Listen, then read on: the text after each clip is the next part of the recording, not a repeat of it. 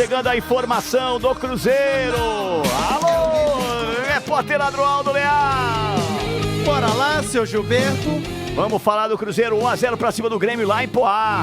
É, lá em Poá. Lá em Porto Alegre. O Mano Menezes tá bravo, hein? Ah, paciência, mano. Cada um, né? Cada um com os seus. Ô, Gilberto, antes de falar do Cruzeiro, só fazer um grande convite. Nosso querido amigo Paulo Werner. Hoje vai ser inaugurada a exposição permanente da Terra de Lund, tá? Que legal! E da loja oficial dele.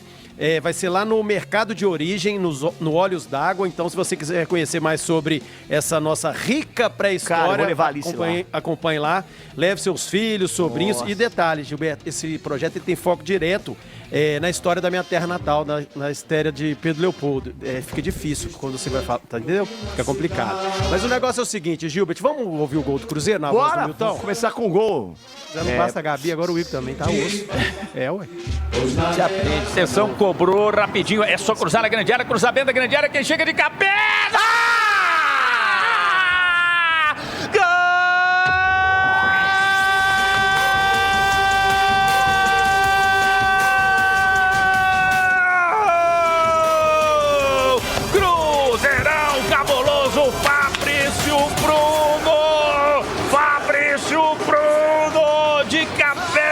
No cruzamento de escanteio, totozinho ali para o William, que cruzou justamente na cabeça do nosso zagueiro da seleção brasileira. Chupa mundo, Fabrício Bruno. 1 para o Cruzeirão, cabuloso, 0 para a equipe do Grêmio. Spoletim tá... Pois é, gol dele do selecionável Fabrício Bruno, aquele gol gostosinho, Cruzeiro ali, né, cozinhando o Grêmio, seu Gilberto. O Grêmio vinha, que a confusão, e o Cruzeiro soberano no jogo o tempo inteiro. E um detalhe, viu, Milton, Cruzeiro aí que creio que já com a vitória do próximo final de semana, se vier a acontecer pra cima do Fluminense, o Cruzeiro já garantiria matematicamente sua presença na fase de grupos da Copa Libertadores da América. E, cara, muita gente falando a respeito do Gabigol, final do ano, renova, não renova. Renovar não, né, gente? Porque ele já tem um contrato longo e extenso com o Cruzeiro.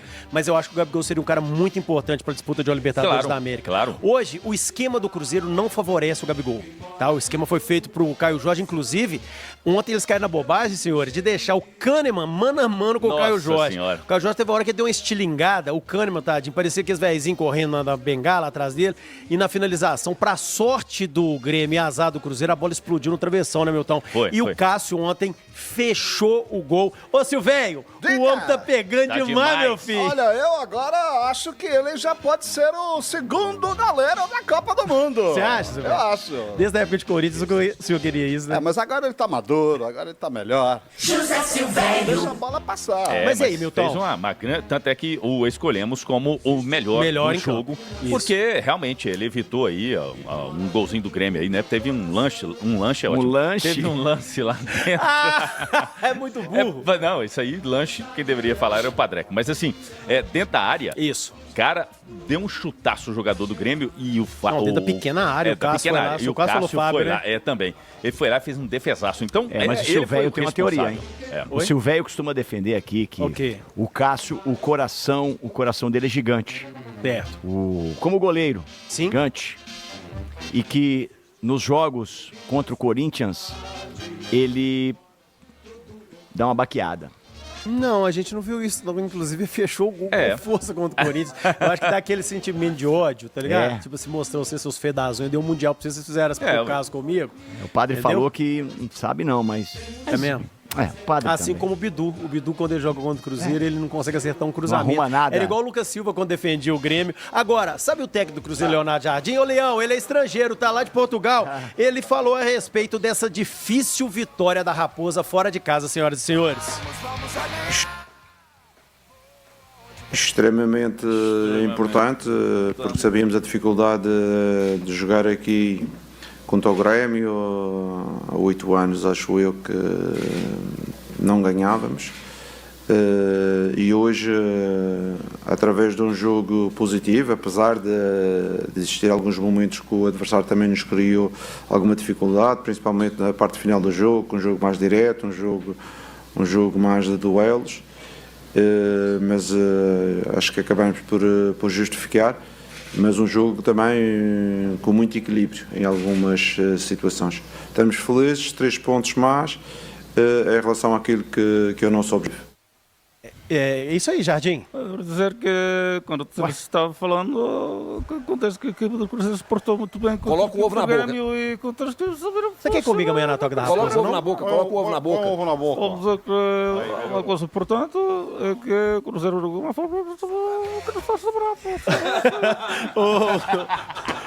Ô, Leotário Jardim, cala a boca. E o Jardim original, Gilberto, ele continuou falando a respeito do setor defensivo do Cruzeiro, que tá muito bem nesse Campeonato Brasileiro, esse encaixe aí do Vidalba, do próprio Fabrício Bruno, do Kaique e também do William. Viu, Milton, que o senhor não queria nem o Kaique nem o William. Fala, ô Jardim.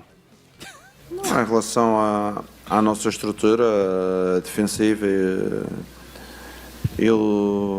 uma das coisas que eu acredito é a equipa a defender em bloco e a atacar em bloco, e no caso defensivo toda a gente tem funções, uns de pressionar, outros de equilibrar, outros de ser a última linha, que é a parte defensiva. Eu lembro-me bem que o Cruzeiro era uma equipa altamente criticada defensivamente quando eu cheguei, que sofria muitos golos, teve 10 jogos ou 12 jogos no início da época sempre a sofrer golos, e eu falei com os jogadores, que disse que a função defensiva é da responsabilidade de toda a gente.